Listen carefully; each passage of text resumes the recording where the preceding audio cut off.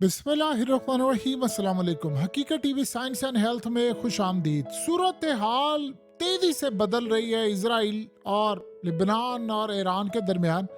और इस वक्त बहुत बड़ी डेवलपमेंट हुई है कि जब इसराइल हमले की तैयारी कर रहा है ईरान पर, यमन की जानिब से इसराइल पर बैलिस्टिक मिसाइल मारे गए हैं। अब ये जो मिसाइल मारे गए हैं ये इतने खतरनाक थे कि आप अंदाजा कर सकते हैं कि पूरे के पूरे इसराइल में, यानी सेंट्रल इसराइल की साइड जो आती है, वहां पर सायरन बजना शुरू हो गए। और इतनी बुरी तरह सायरन बज रहे हैं, इतनी बुरी तरह के मॉल्स में आप देखें दौड़े लगी हुई हैं। लोग अपना खाना पीना चीजें छोड़कर भाग रहे हैं, क्योंकि रिसेंटली ईरान के हमले के बाद अब इतना खौफ फैल चुका है, इतना खौफ फैल चुका है कि उनको इतना ज्यादा पता है कि अब ये हमारा सिस्टम मिसाइल या चीजें रोकने में नाकाम रहा है। तो यहाँ से दौड़े लगी हैं और उसके बाद आप देखिए हर जगह से दौड़े लगी हैं। और आप जरा देखिए रिपोर्टर्स का हाल देखें कि वो उनकी फौज के साथ, यानी इनके कमांडरों के साथ इंटरव्यूज करते हुए उसका हाल देखिए क्या है कि वो जमीन पर लेटे हुए हैं। यानी इस वक्त की इसराइल की जो उन्होंने अपनी पूरी कौम को ट्रेनिंग दी है कि जब मिसाइल लग रहे होते हैं तो आपने क्या करना है, क्या सूरत हाल होगी। यानी आप यहाँ से अंदाजा कर सकते हैं कि इतना खतरनाक था, क्योंकि पूरे के पूरे इसराइल, सेंट्रल इसराइल में वहां पर सायरन जब बज रहे थे, मोबाइल्स आपके रिंग कर रहे हो, तो आपको अंदाजा हो जाता है कि सूरत हाल कितनी ज्यादा पैनिक होने वाली है।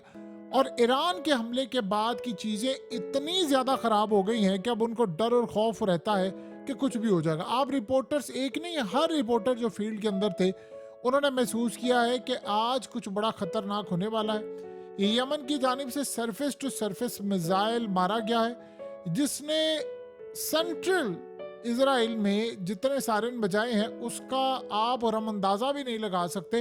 और आप जरा ये देखिए मनाजिर, ये जहाज के अंदर है, यानी वहां पर जहाज में भी वो जा रहे थे तो सायरन बजना शुरू हो गए हैं। यानी उनको अलर्ट कर दिया गया है कि सायरन आ रहे हैं, आप फलाना कर लें। खतरा ये पैदा हुआ है, बताए बगैर उन्होंने हमला किया कि कहीं जहाज ही ना उड़ा दिए जाए। तो जहाज के अंदर की सूरत हाल का आप अंदाजा लगा सकते हैं कि इसराइल कितने खौफजदा है। यानी आज से पहले हमने इस तरह का मंजर कम ही देखा है कि जहाज हो, मॉल्स हो। वैसे तो दीगर जगहों पर होता है कि यानी मिसाइल आते हैं तो वो साइड पर लग जाते हैं, भागते हैं, या कुछ भी होता है, गाड़ियों से निकल आते हैं। लेकिन ये सूरत हाल के जहाज के अंदर ऐसी यानी सूरत हाल देखने को मिले, ये आम रूटीन में हमने देखी नहीं है। आप देखिए कि तिल अवीव को टारगेट किया इन्होंने, सेंट्रल इसराइल को टारगेट किया है, और इन्होंने उनके मिसाइल रोकने की कोशिश भी की है। और वो कहते जी हमने इंटरसेप्ट किया, रोका है। अब जब रोका है तो जाहिर सी बात है उसको तबाह करने की कोशिश होती है। अब उसके टुकड़े टुकड़े होकर गिरे हैं, यानी वो जिन जगहों पर टुकड़े गिरे हैं वहां पर आग लग गई है।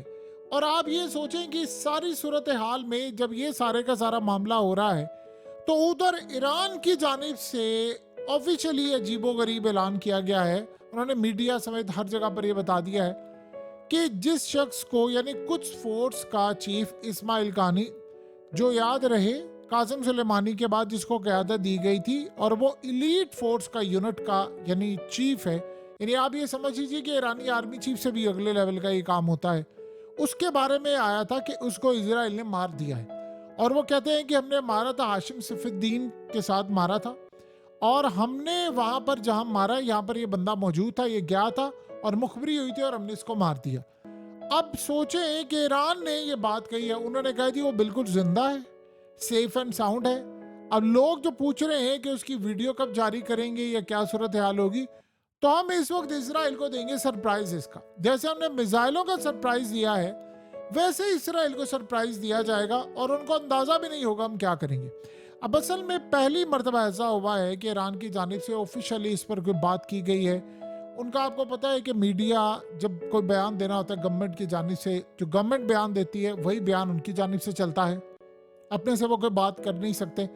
सो इस सारी सूरत हाल के अंदर इस्माइल कानी के बारे में बरतानिया ने, इजराइल ने कहा हमने उनको मार दिया है।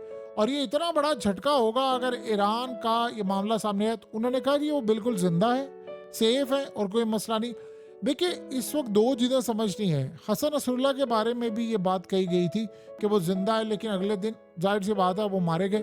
अभी सूरत हाल में इसराइल कहता है मैं कॉन्फिडेंट हूँ कि वो मार दिया मैंने, और बरतानिया ने भी कहा है कि जी उनको मार दिया है, और इंटेलिजेंस एजेंसियां कह रही है उनको मार दिया। ईरान ने पहले कहा था उनके मीडिया की जानिब से कि राब्ता नहीं हो पा रहा उनसे जुमे से। और ये याद रहे कि जुमे की नमाज में जब आयतुल्लाह अली खामनेई ने नमाज पढ़ाई थी, जुम्मे का खुतबा हुआ था, तकरीर थी, तब भी वो वहां पर मौजूद नहीं थे।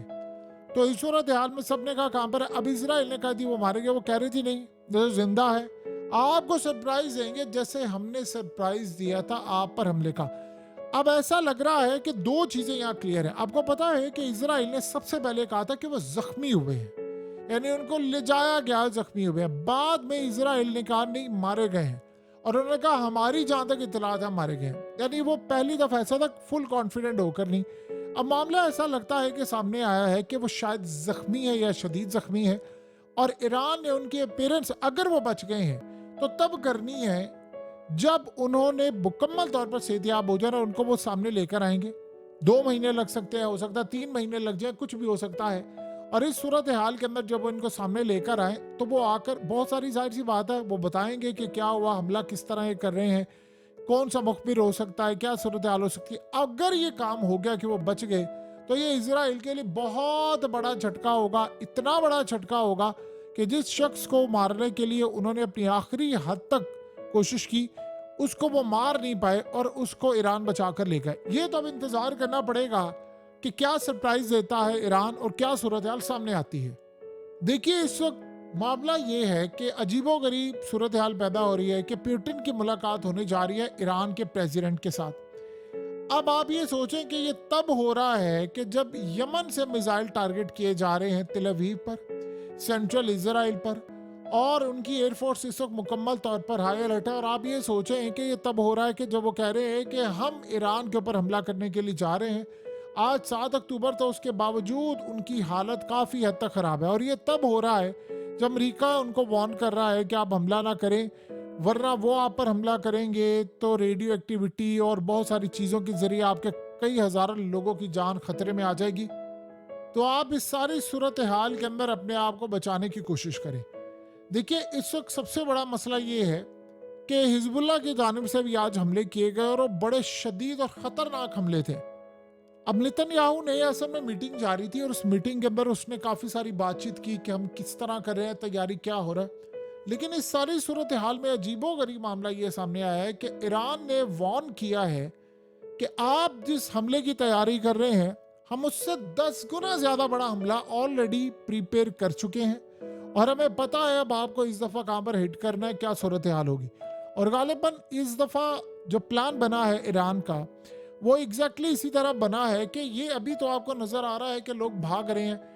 इस दफ़ा अगर उन्होंने इन पर स्ट्राइक कर दिया तो हम हो सकता है पॉसिबिलिटी देखें कि लेबनान से भी हाइपरसोनिक मिसाइल फायर हो जाए, यमन से भी हाइपरसोनिक मिसाइल मारे जाए, और फिर इजराइल के खिलाफ ईरान ने तो जो हमला करना है सो करना है, इराक भी शामिल हो जाए और लिबनान के अंदर हिजबुल्लाह भी अपनी कार्रवाइयाँ तेज कर दे और बहुत सारे ऐसे मिसाइल मार दे जो आज से पहले उन्होंने नहीं मारे।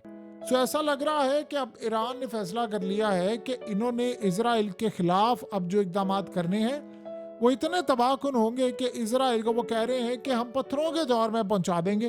क्योंकि इसराइल ने जो प्लान इस वक्त किया हुआ है उनके मुताबिक तो ऑयल रिफाइनरीज तबाह करनी है, न्यूक्लियर फैसिलिटीज तबाह करनी है, ईरान की फौज का हेडक्वार्टर, एयरफोर्स की बेसिस उन्होंने तबाह करनी है। और वो कह रहे हैं फिर साइबर हमले करेंगे, ट्रेनें रोक देंगे, बिजली का निज़ाम दरम बरम कर लेंगे और काफ़ी सारे इस तरह के हमले करेंगे। जब वो ये काम करेंगे तो आप सोचें ईरान की जानिब से जो धमकी दी गई है जिसमें कहा गया है अभी आप ज़रा इंतज़ार करें, आप सिर्फ इंतज़ार करें और देखें कि आप हमला करेंगे तो न्यूक्लियर, बैलिस्टिक मिसाइल या ड्रोन्स, इनसे बढ़कर आप पर हमला होगा। अब ये तो बड़ी अजीबोगरीब सूरत हाल है कि हमला किस तरह का हो सकता है, कि क्या ये EMP हमला है या जो भी सूरत हाल है। बहरहाल जो दिन गुजर रहा है वो असल में इसराइल के लिए महंगा पड़ रहा है। इसराइल ने अगर अभी तक हमला नहीं किया, याद कीजिए पिछली दफा नेतन्याहू ने क्या कहा था, उसे कहा था मैं 24 घंटे के अंदर अंदर हमला करना है मैंने, यानी 12 से 24 घंटे का टाइम था। लेकिन फिर क्या हुआ, फिर इसराइल ने हमला नहीं किया, इस्माइल हानिया को मारा, हमला नहीं किया। इसका मतलब है कि उनको ये बात अच्छी तरह पता थी कि अगर हमने हमला किया तो बहुत ज्यादा तबाहकुन सूरत हाल पैदा होगी, बहुत मामलात खराब होंगे और इसराइल की जो पोजीशन है वो काफ़ी हद तक ख़राब होगी। क्योंकि उस वक्त भी अमेरिका ने इंसिस्ट किया था कि इनके पास काफ़ी हथियार और चीज़ें। अब ऐसा लग रहा है कि रूस की जानिब से शायद Su-35 की खेप आ भी जाएगी और फिर उसके बाद जब सायरन बजेंगे और जो सूरत हाल होगी वो बड़ी डिफरेंट होगी। अगर इनको SU-35 मिल गए तो फिर ये आप समझ लीजिएगा कि ईरान का जितना ज़्यादा हो जाएगा कि हमें हो सकता है देखने को मिले कि ईरान ने F-35 गिरा दिया, कोई पायलट शायलट भी पकड़ ले। जाहिर सी बात है जब कोई चीज़ गिराएंगे तो पायलट ने जो लैंड करना है वो उसने इजराइल में तो नहीं करना, और ये हो सकता है वन वे मिशन भी हो जाए और ये टू वे मिशन बनाने की कोशिश है। यानी वन वे मिशन जाहिर सी बात है इसमें अगर कोई पकड़ा गया तो फिर मारा गया या हमेशा के लिए कैदी बना दिया जाएगा, फिर उससे जाहिर सी बात है राज भी लेने, तो हालात जो है वो काफ़ी हद तक ख़राब भी है। हकीकत टीवी साइंस एंड हेल्थ की इस वीडियो के नीचे कमेंट ज़रूर कीजिए, अपनी राय का इजहार ज़रूर करें और इस वीडियो को हर जगह शेयर करते हुए चैनल को सब्सक्राइब ज़रूर करें।